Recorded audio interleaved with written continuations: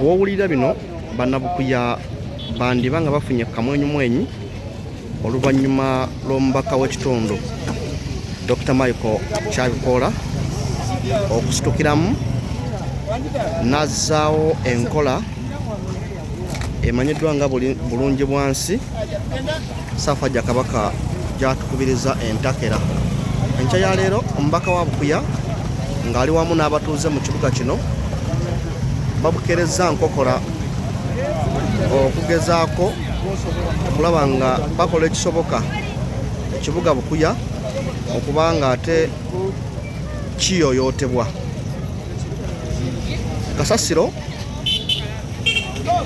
aludde ng'akaabya abatuuze b'omu kibuga Bukuya yandiba nga agenda kufuuka lufumo.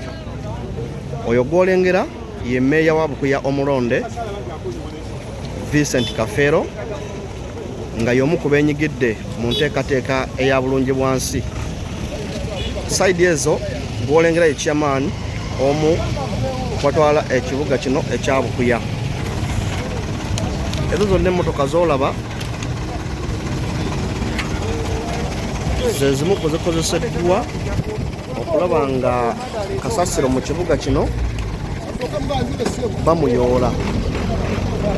Omubaka w'ekitundu kino ng'ali wamu n'abatuuze be bali mu kukola bulungi bwansi era bagamba nti bandifuna ku buweerero kubanga baludde nga bakaaba nga tebalina ayamba. Kigambibwa eyakwata tenda ate yabadde mmeeya ow'ekibuga Bukuya omukulu Ekodit Benjamin amanyiddwa nga Maniyo, naye oluvannyuma lw'akalulu ka 2026 bwe kaamukuba n'asulawo obuvunaanyizibwa bwekiro ekibuga ne kifuukira abatuuze oba oliawo ekyambika.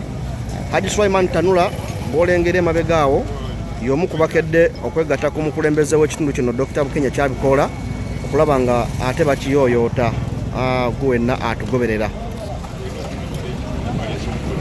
Ntegezeddwako wentuukidde wano nti emmotoka eziwerako ddala 30 ze zaakayoolebwa mu kibuga kino, naye bagamba nti nabo bakyawadawaddako obuwazi olw'ensonga nti kasasiro muyitirivu nnyo kyoyinza okulowoozaako nti mu kibuga Bukuya tewabaddewo kikolebwa.